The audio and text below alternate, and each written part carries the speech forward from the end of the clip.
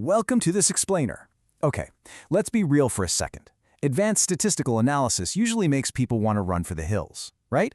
But I am absolutely thrilled you're here today because we are taking all that complex math and breaking it down into a crystal clear, highly visual guide. Today, we are demystifying the mixed factor ANOVA. So, if you've ever stared at a massive wall of data and wondered how on earth to make sense of multiple interacting variables, you are in exactly the right place.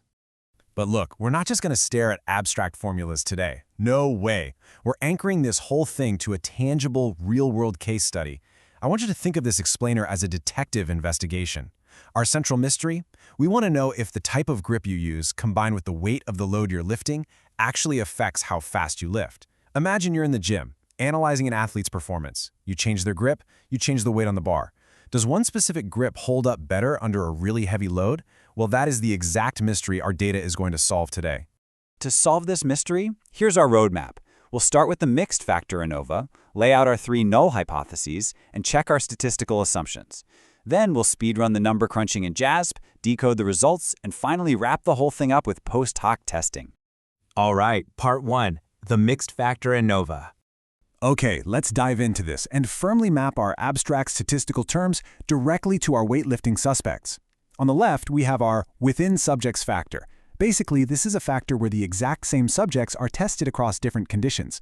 In our case, that's the load. The very same lifters are lifting at 30%, 50%, and 70% of their 1-rep max. Then, over on the right, we've got the between subjects factor. This one is all about group differences. For our investigation, this is the grip. So, some of our data comes from a traditional grip and some comes from a reverse grip. A mixed factor ANOVA is amazing because it lets us look at both of these at the exact same time. Moving right along to part 2, the 3 null hypotheses. Now, an omnibus test like the mixed factor ANOVA is super efficient because it actually checks all 3 of these null hypotheses at once. Think of them as our 3 suspects. Suspect number 1 is there a within subject effect. The null hypothesis says nope, there's 0 significant difference in lift speed between those different loads. Suspect number 2, the between subject effect. Here, the null hypothesis claims there's no significant difference in speed between the 2 grip types. And finally, the most intriguing suspect of them all, number 3, the interaction effect. The null hypothesis argues that the grip differences don't change across the different loads. Our statistical test is going to interrogate all 3 of these simultaneously. Which brings us to part 3, checking statistical assumptions. You can treat this like a literal detective's checklist. For our results to hold up in the court of science, our data has to follow the rules. We need 2 or more related groups and 2 or more independent groups. Check and check. Our dependent variable, which is the velocity of the lift, has to be continuous and normally distributed. And then we have things like homogeneity of variance and sphericity. I know, statisticians just love throwing around intimidating words like sphericity. But seriously, don't let it scare you. It's really just a standard prerequisite, making sure the variances of the differences between all possible pairs of within-subject conditions are equal. We'll also do a quick scan for any significant outliers that might skew our story. Now for the fun part, part 4, crunching numbers in JASP. We're going to do a rapid-fire JASP speedrun right here. First up, we load our CSV file and check for outliers using box plots. Boom, done. Next, we hit the top menu, click ANOVA, then select Repeated Measures ANOVA. In that pop-up menu, we define our repeated measures factor, that's our percentage of 1-rep max, and add our 3 levels, 30, 50, and 70%. Finally, we just make sure to tick the boxes for descriptive statistics and estimates of effect size. It is literally that fast. Now, what's really interesting about this slide is exactly where our variables are placed in the software menu. You can see beautifully how the software architecture directly mirrors our real-world experimental design. Under repeated measures factors, we've defined those 30, 50, and 70% loads. And under between subject factors, we just drop in grip. JASP makes it incredibly intuitive to map our physical investigation right into the analytical engine. Now, we don't just want the software to tell us if there is a difference, we want to know how big that difference actually is. By ticking descriptive statistics and estimates of effect size, specifically omega squared in this case, we're basically demanding that JASP give us the full magnitude of the story, not just a simple yes or no. Okay, let's take a breath and slow it down, because we're at part 5, decoding the results. So take a look at this within subjects effects table. I want you to guide your eyes right over to the P column. That p-value is less than 0.001. That is highly significant. And check out the omega squared column on the far right, 0.744. That is an absolutely massive effect size for our 1 rep max load percentage. To provide a bit of cognitive easing, here is exactly what that giant, intimidating block of numbers translates to in the real world.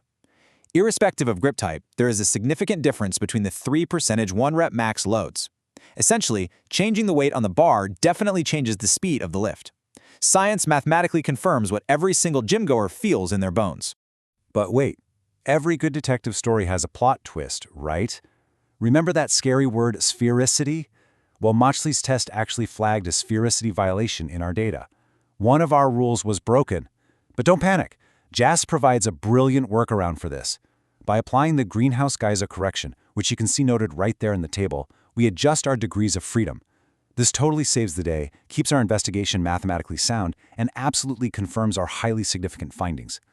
Next, we examine the between subjects effects table to interrogate our second suspect, grip.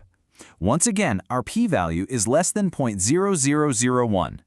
This significant difference means that the overall lift speed is fundamentally higher using the traditional grip rather than the reverse grip, totally irrespective of the weight on the bar. And finally, Part 6, Post hoc testing. Think of this as our final magnifying glass. Since our ANOVA was significant, it told us there are differences between the loads, but post hoc testing tells us exactly where those differences actually live. Using the home correction to make sure we don't accidentally inflate our error rate, we can compare the individual load drops. Just look at those p-values over on the right. So, the crucial point is this. There is a significant sequential decline in lift speed from the 30 to 50% load, and then again from the 50 to 70% load. As the weight gets heavier, the lift predictably and significantly gets slower, which, again, logically tracks with real life. And this brilliantly illustrates the ultimate climax of our investigation. This line graph right here proves our third null hypothesis. The interaction effect is also entirely busted. See how the two lines start out relatively close together at the 30 and 50% loads, but look at what happens at the 70% load. The line for the reverse grip just plummets, while the traditional grip stays much higher. The gap between the grips widens significantly under heavy pressure. The type of grip doesn't just matter, it matters exponentially more as the weight gets heavier. We just took dry tables, complex terminology, and intimidating statistical output and turned the whole thing into a dynamic, real-world story about human performance under pressure. By leveraging the mixed factor ANOVA, we prove that weight matters, grip matters, and most importantly, how those two factors interact matters deeply. So I'll leave you with this thought. Whether you are analyzing athletes, business metrics, or scientific phenomenon, what hidden interactions are waiting to be discovered in your own data? Thank you so much for joining me for this explainer, and keep investigating.